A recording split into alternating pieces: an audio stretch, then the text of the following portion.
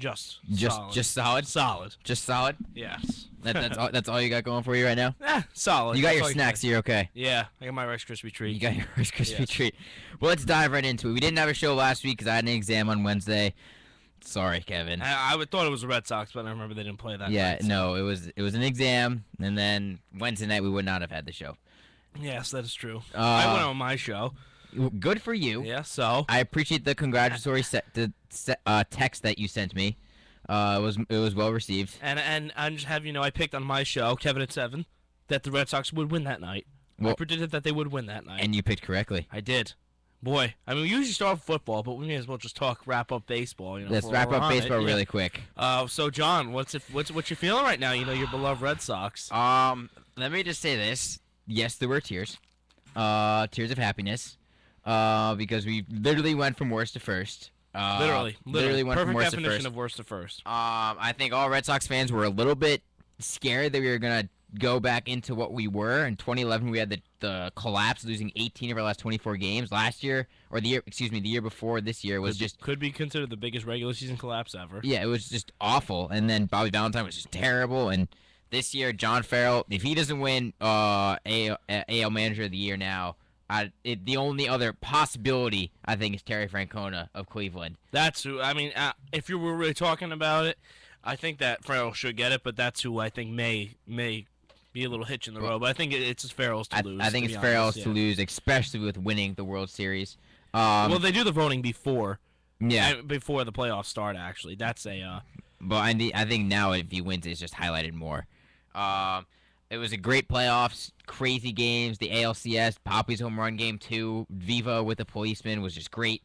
And then the World Series, crazy games in the World Series, and the obstruction call. That was the correct call. It was the correct That was call. absolutely the correct call. It was. I hate to say it, but look. At first, I was like, "That's And people who ridiculous." said Jim Joyce didn't get a good view of it, though they were absolutely wrong.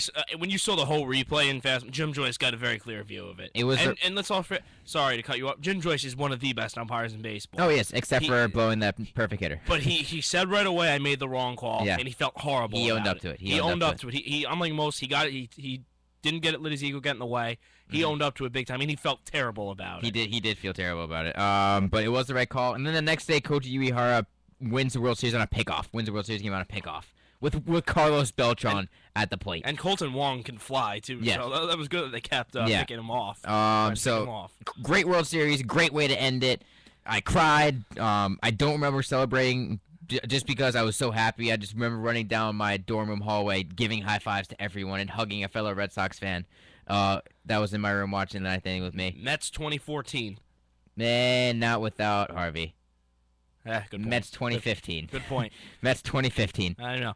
What is your take on Jacoby Ellsbury and his impending free agency and the impending free agency of Napoli as well? I think that the Red Sox have a really good shot of re-signing Napoli. Because I think Napoli likes it in Boston. I think they gave him a shot when he had the injuries and stuff, and I think he'll resign. I don't think we're gonna resign Ellsbury, even though I really really want to, but I don't think it's gonna happen. Likely landing spots if he does not resign with Boston. Seattle is a big one just because he lives in Oregon. They need a center fielder, and then otherwise, just please God don't go to the Yankees. I don't think he will go to the Yankees. I'm scared because they need outfielders. I think the Yankees are a sinking ship, and this time money won't buy it. and it's Money great. won't- And it's great. I Money completely- should not- I completely agree with you. I don't think money's buying him this time because they're going to invest a lot in Robinson Cano. So much. and they're gonna and he even has more leverage now with Guerrero, the Cuban defector, signing with the Dodgers. Mhm. So I mean, another thing is that I think with the Red Sox winning this World Series, I think it puts more pressure on the Yankees to spend money. I think it's going to force them to go above that $189 million cap that they put on themselves. it's not the fact that also them winning; it's the fact they've won 3 in the last 10 years. Mm-hmm. The fact that they are so successful, and not the Yankees. So the Yankees are feeling the pressure. Yes, But- they are. With the Yankees, though, spending big doesn't always work. And Toronto Blue Jays and LA Angels are perfect examples of that. Yep. And you could say the Los Angeles Dodgers for the first half of this past season, and the New York Mets all the time. Spending money does not work all the time. Yes. You know who the Mets are looking at right now? Who? Curtis Granderson. I could see that, but I don't want to. I wouldn't give him big money, honestly. Oh no, I would never give him big eyes. I heard the Mets were interested in the one Steven Drew though. I would not be sad to see Steven Drew go. Because then Xander Bogaerts can move to Xander shortstop. Bogaerts goes to shortstop. The only question is third base. Who do you have? Willie Middlebrooks.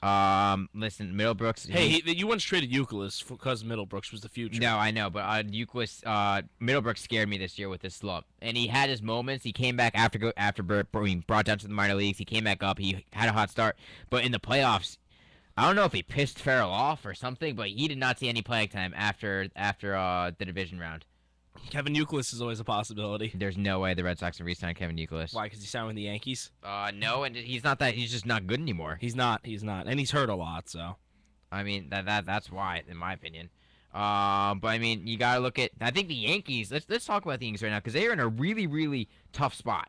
They have a ton of people leaving. They got Cano, who's going to be big money. I think they'll re-sign Cano. I think they'll do anything to do it. But they got Curtis Granderson, Phil Hughes, Hiroki Kuroda, Boone Logan, Lyle Overbay, Kevin Youkilis. They got a ton of people that are leaving them that they have to make choices on. and not everybody is going to sign with the Yankees. Not every great free agent will sign with the Yankees. No. And quite frankly, I think it's bugging a lot of teams, by the way, because the Yankees' dimensions are still a joke, and people realize that. Oh my God, right The only- field. it benefits hitters big time, but pitchers, they're not going to want to. Pitchers don't want to pitch in Yankee Nope. Stadium because they're going to give up too many home runs there. Because that place is a sandlot for home runs, Mhm. basically. Yeah. I can't. I have had problems with this for years. People say, "Oh, if you Yankee fans," the classic Yankee fan answer is to say, "Oh, move your fences in if you have such a problem with it." Then I'm like, no, you need to hit a legitimate home run if you're a major leaguer. Well, Robinson Cano, if you were to play in Citi Field last year, would have had 12 minimum home runs, 12 less home runs. Yeah. Curtis Granderson, if he plays anywhere else, doesn't hit the amount of home runs he hits when he's No, Yankee. absolutely not. I mean I think that's just a basic thing. They're still good players, still very good players. See, but Curtis Granderson bats .225. He'll give you 30 home runs with the Yankees. With any other team, he'll probably give you 15 to 20 home runs. no, I think he's a 20. He was a 20 to 25 guy in Detroit. Sorry, I don't think Curtis Granderson is that good of a player. I like him honestly as a player. I think he strikes out too much. I don't think he can hit lefties, but Mm-hmm. other than that, I think he's a good player. He was a good player even when he was on Detroit. So, and in other baseball, Lloyd McClendon will be named the manager of the Seattle Mariners. Mm-hmm. What do you think of that? I think it's a good choice. He was crazy when he was with Pittsburgh. Yeah, I also think Brad Ausmus going to Detroit. I think that's a really good hiring by Detroit. Do you think he'll be like Mike Matheny, where instant success? Listen, he's young blood, and I think it's the opposite of Jim Leland. I think they Yeah. literally went. What was Jim Leland? All right, let's go 68 opposite 68, yeah. and pick a. The guy who just retired only 3 years ago. Exactly. But I think Ausmus. He lives in Connecticut, I believe. I do not know that one. He yes. lives in Connecticut, and I think he lives near my hometown. Near my hometown, actually, in Southbury, Connecticut. So that's pretty cool. But don't quote me on that. That's just if I'm remembering rumors correctly. But I think that's a good hiring by them. I think they'll still be really good next year. They will be very good. Obviously. So some people think the manager is an overrated position in baseball because a lot of times people say the manager is an ego, basically an ego controller, Mm-hmm. and how you can keep the team's head You in can't shape. say that. Look what John Farrell did. You can't teach a baseball player fundamentals while they're in the major leagues. That's one of the sport. In baseball, you don't have a system or anything. The only thing this is what you do as a manager. You make a lineup and you do pitching changes essentially, and whether the infield should be in, or whether the guy should bunt, situations maybe. Systems and all that X's and O's just doesn't happen in baseball. With the shifts and everything now, That's not that's really not a system though. Like in NBA, NFL, he and still implements them. NBA, NFL, and NHL, though you have to have a bona fide system and everything. Like you need Okay, to have so you're X's and saying O's you're saying game baseball plans. managers are overrated in their stature on like in a dugout. You're saying that they I'm saying that they get too much credit for when the team does great, and they get too killed when the I team's have not to doing good. incredibly disagree with you. I think they get too much. I think. Look at the Red Sox John Farrell this year. I mean, He turned them around. he turned them right. So you're giving John Farrell credit for why David Ortiz is 692. John Farrell's a pitching coach. I'm gonna He was a credit to pitching John coach. Farrell why the Red Sox pitching staff became Because better. he knows how to get their players' heads on straight. He was better than Bobby Valentine. How many of these players hated Bobby Valentine last year? It's a way. Because Bobby Valentine's a control freak. Okay, you can't say the manager doesn't really impact the game and the players. I'm not saying he doesn't. I'm saying I think that like they're classic.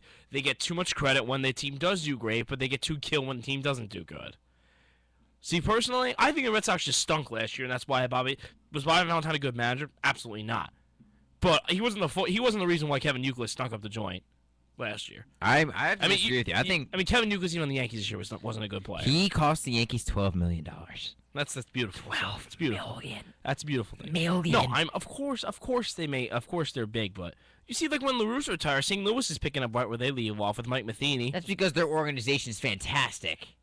So you're not right. You're not giving Matheny any credit. No, Matheny gets some credit. Don't get me wrong. You're kind of feeding into my point there. Though. He carries on the torch. You see what I'm saying, though? Yeah. See, because Tony La Russa is one of the Tony all-time great managers. He was, and he built a foundation for Matheny to build on. You give credit to Tony La Russa for doing that because he built a system. There, X's and O's though. Baseball is not really an X's and O's sport. It's really not. We're gonna respectfully disagree. I think managers have a huge impact on the game, an absolutely huge impact. That's if there's any coach that I agree that they have an impact, obviously, but I think I'm gonna stick to my point. They get too much credit for when the team does do good, and they get too hammered when the team doesn't do good. Okay, so you're saying that say the Red Sox, do you think John Farrell's getting too much credit now because they won the World Series? Yes, absolutely. They won the World Series because David Ortiz. You take David Ortiz bad out of the lineup, they don't win the World Series. And I don't give John Farrell credit for Koji. I mean, maybe he must teach Koji Haraslomi. I don't give John Farrell credit for why David Ortiz hits 92 because John Farrell is not a hitting instructor. You got to give credit to John Farrell putting Koji Uehara in the closing position, giving him the opportunity. He kind of had no choice to when Andrew Bailey and Joel Hanrahan went down. He gave Tazawa, then he was like, no, Tazawa's not working. Let's go Uehara. He followed down the list. He ran out of options, and Uehara did a great job.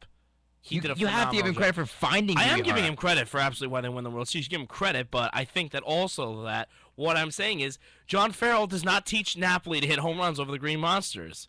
You can't when they're in major leagues. These guys are already great players once they're in the major leagues. Baseball is not an X's and O's sport where the Rangers fired John Tortorella last year. You could say it's a different sport, but hockey's ex-coaches. The Rangers were too much of a defensive team, needed an offensive coach.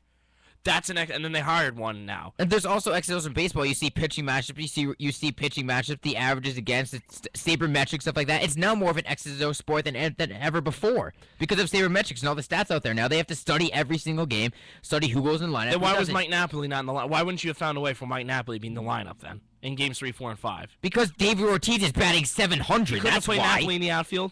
Play Napoli in the outfield. You see him? He's a big burly man. Lucky Johnny Gomes. Why not play him at catcher then? He's a natural catcher. He didn't play catcher at all during the year. You're going to put him at catcher? He's a natural catcher. You're going to put someone who hasn't played catcher for 170 games. You're going to put him at catcher even though he hasn't played all year? That's ridiculous. If you're talking about an X's and O's, Mike Napoli, you also have to take into account you're a better team with Mike Napoli in the lineup though than not behind the plate. He's a good catcher though. Not after not catching for a whole entire year. There's going to be signs of rust. You got to go with someone who's played consistently throughout the year. And you got to give credit to John Farrell putting David Ross in the lineup and not Jared Saltimacchia. I mean, I'm just saying, though, Napoli, not even 2 years ago, caught in the World Series, so he could have done the job fine, and you would have been fine. You wouldn't need his bat in the lineup, okay? You didn't. You won 2 out of 3. I'll give you credit there. You did win 2 out of 3, but still, though, if you say you didn't win those 2 out of 3 games, I would not have faulted him for not putting Napoli behind the plate. That'd be ridiculous to put him behind the plate. And after not catching there for what would be 172 games. Or no, 174 games it would have been. He didn't catch anything behind the plate. You're going to put him behind the plate after not catching for a whole entire year. He's a natural catcher. He's a natural catcher, though. It doesn't matter. You think he all of a sudden forgot how to play the position? You think you'd be comfortable getting behind the plate after not catching for 174 days? If it was live pitching, live game situation, you have no time to practice. If it was my natural position, yes, because he's a natural catcher, Mike Napoli. He's a natural catcher. He was the starting catcher in the You still need time to warm up. He was the starting catcher in for the American League in the 2012 All-Star game. It doesn't matter. He was the starting catcher. You still need time to warm up. You would have been fine. Just because you're natural doesn't mean you go hop right back in. You're fantastic. That's like after injury saying, "Oh, you're fine. Go." Oh, really? Because Buster Posey didn't win the MVP after he got hurt. That's because he had an offseason to recover and practice again. He was playing for a whole year, Napoli, though. It's not. He would have been fine. He would have been absolutely fine. You are. No. Yes, he would have. No. He absolutely would have been. All right, we're gonna take a commercial break so Kevin can cool his head and get his thoughts Cool around my it head, right cool now. your head. We'll take a short break here on the BS Report. We're gonna get into some football after this. It was a busy week 9. We'll give out the midseason NFL awards. What player deserved what award? Biggest surprises, biggest upsettings. But we'll be right back here on the BS Report. John Singel, Kevin He Barnett would've here on been fine behind the WICR. plate. He would have been fine behind the plate.